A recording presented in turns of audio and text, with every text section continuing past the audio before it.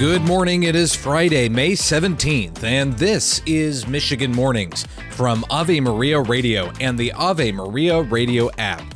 I'm Matthew Handley. We've got a lot of news to get to this morning, so let's get right into it.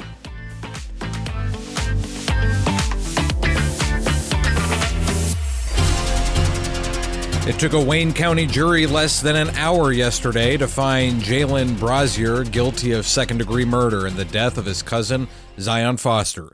She went missing from her East Point home in 2022, and Brazier says he and Foster were smoking marijuana when she passed out.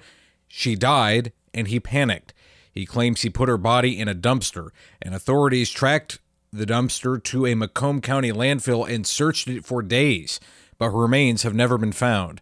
He will be sentenced on June 3rd. Now to a tragic story out of Flint. Officers with the Flint Major Crime Unit responded to a shooting early Wednesday morning and found a 2-year-old boy dead with a gunshot wound to the head. The toddler's father was in the home and said the boy shot himself with an airsoft gun, but officers found a Glock 22 pistol. The father is facing involuntary manslaughter charges and a violation of Michigan's safe storage law, as well as other charges. The Washtenaw County Prosecutor's Office has charged 4 people with resisting, obstructing, and assaulting police officers after a November protest at the University of Michigan. That protest was related to Israel's war with Hamas. The names of the suspects were not released.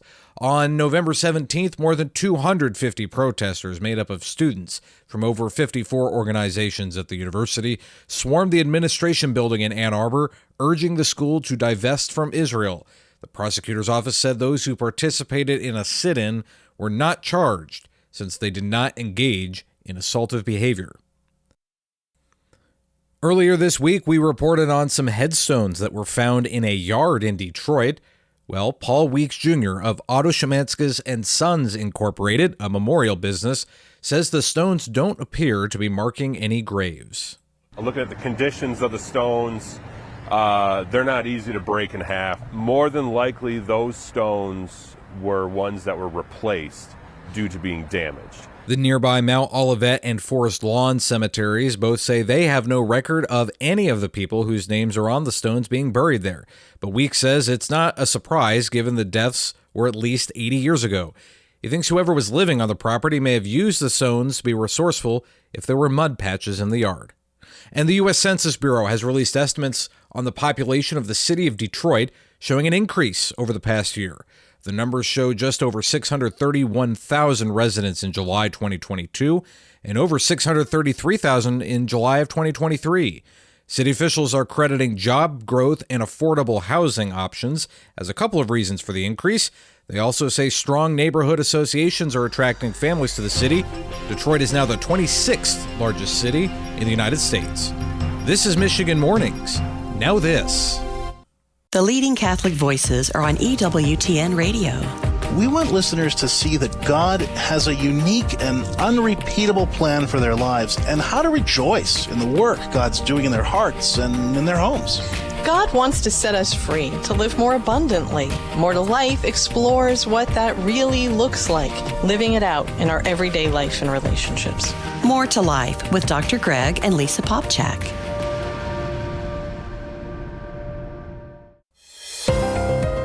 Showers are likely and a thunderstorm is possible this morning in Detroit. It should taper off by the mid-afternoon, though.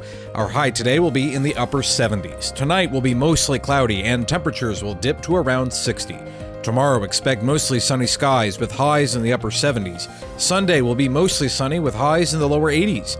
And that starts the trend for next week. Monday will be mostly sunny with highs in the lower 80s.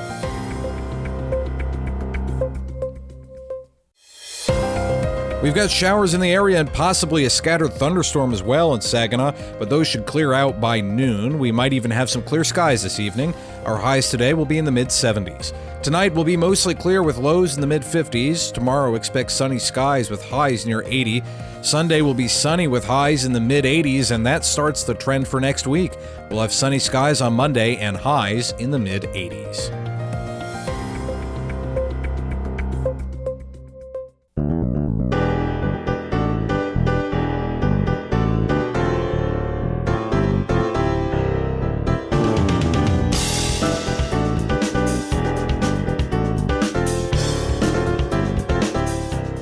Welcome back to Michigan Mornings. I'm Matthew Handley. We've got some more news to bring to your attention. According to a News Nation Decision Desk HQ poll, 36% of registered voters say immigration has had a negative impact on the country as a whole. Humanitarian groups are putting aside their differences to help migrant families. And News Nation's Brian Enton is at the border and has this report. Within minutes of driving along the border in Arizona, we saw people all walking in the same direction. They come through holes and gaps in the border wall. Over the hill, we spot the camp, a small tent city, families with young children and also single men. The migrants arrive every couple of hours, waiting for Border Patrol to pick them up. It's one of several camps in the area, and through word of mouth, migrants know exactly where the camps are. American volunteers, like retired dental technician Bob Key, cook for the migrants. The volunteers say they identify as both Democrats and Republicans. Not far in Nogales, Arizona, we walk through a tunnel and realize just how quick and easy it is to get into Mexico. Families are sleeping on sidewalks, waiting on the Mexican side for appointments to enter the United States. At this nearby shelter called Kino Border Initiative, we found hundreds of migrants also waiting their turn, choosing not to cross illegally and instead wait for an appointment. Many of the humanitarian groups at the border are Catholic charities. And if you're headed up north this Memorial Day, be prepared to spend more time crossing the Mackinac Bridge. MDOT said this week the repaving project on the northbound lanes of the bridge, originally scheduled to be completed by May 23rd, will now not be completed until June 7th. You will still be able to cross the bridge, but only one lane is open in either direction. The southbound lanes will be repaved in 2025.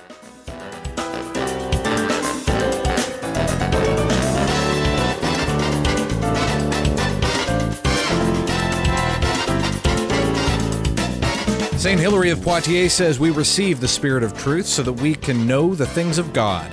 In order to grasp this, consider how useless the faculties of the human body would become if they were denied their exercise.